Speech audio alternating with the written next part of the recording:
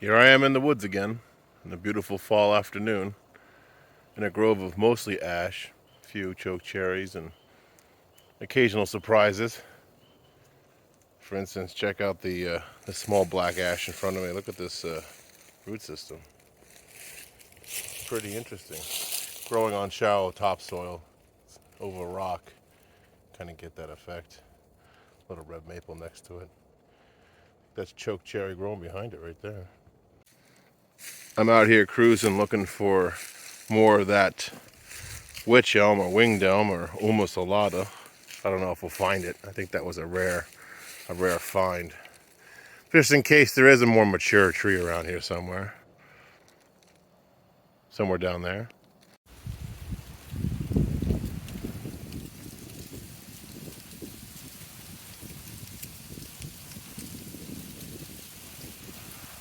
Wow, that never gets old. So I have news. I think I found some more almost alata. I don't know if it's a fluke or if we're dealing with like a special eco type that grows in the cold. All right, doesn't have the pointy leaves that I thought it did from the distance. So that is actually just an American elm or almost Americana. False alarm, but a pretty little sapling nonetheless. In a beautiful space. It's got plenty of space to grow, so good luck there, little sapling. Look at this guy.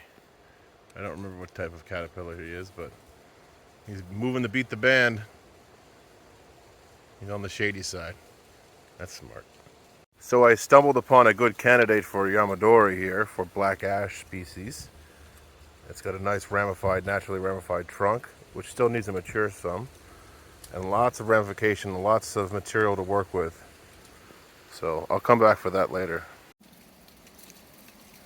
Got an old widowmaker here, an old dead cherry, black cherry tree with that with burrows all the way up it. I think I'll fell that later on in the fall. See if that burrow wood's any good. Got a patch of hazelnut, or a broadleaf hazelnut, the smaller ones here from North America, growing amongst some ash. I think that's also black ash. We have a little grove of that growing here. And there's a nice, what looks to be another black cherry right there, a healthy one. Mostly healthy.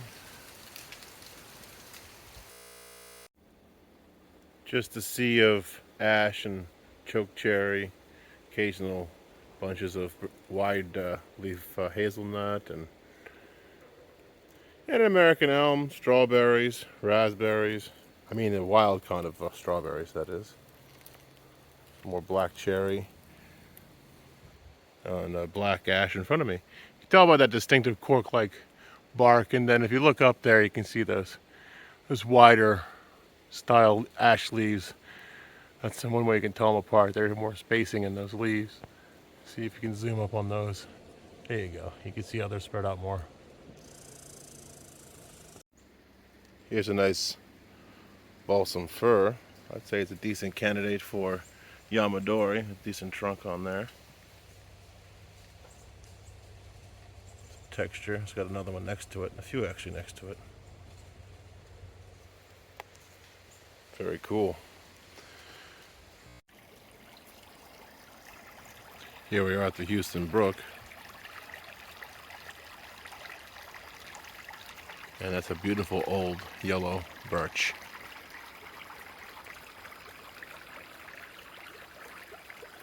And we have a little black ash here in front of us. That's what this is. Growing right out of the riverbank. Or in this case, the brook bank. I used to fish and pan for gold on this as a kid. I'm glad that the fall hasn't quite reached the interior of this little grove yet. So walking up from the brook, which is down there, you can hear it babbling.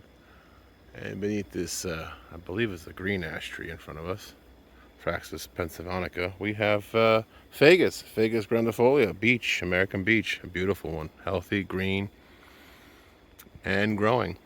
And next to the elusive hop hornbeam, I forget its Latin name, Austera something, also known as American ironwood. So that's an American ironwood tree. That's the trunk down there. Zoom up on that. There you go. Seems to be hanging out with the beech.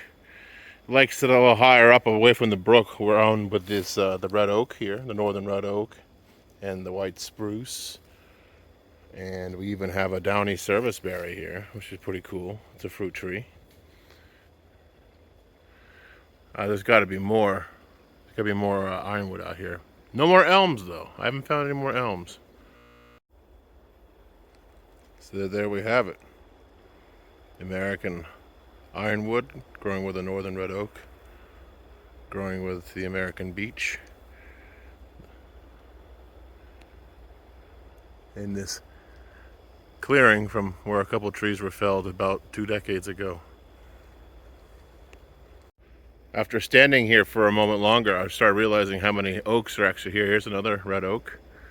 Of course, we have that red oak in front of the ironwood, and the sapling down here. We must have a red oak further up here. Let's go find it.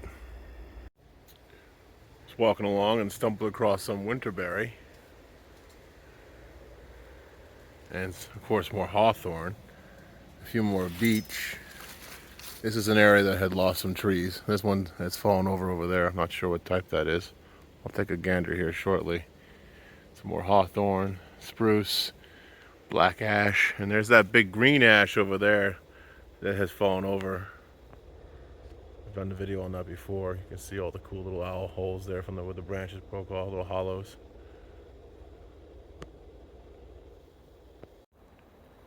So I've been exploring the north end of the old ash grove, and I found another green ash, a massive green ash here. That's at least 150 years older. I believe this may be a black ash next to it. Let's get closer and ID it. Belay that, I think that's a white ash, although we're getting a little late in the season and the leaves have already turned. They are closer together, I think, than they are of the black ash. This is identical next to it. So there's the north end of the grove where those white ash are. I believe that might also be a white ash, but I didn't confirm that. It's hard to do that and then change the season. But I'm back in the field now. I found some nice white birch or downy birch here to consider collecting in the future. And thank you for joining me on another adventure. Till next time.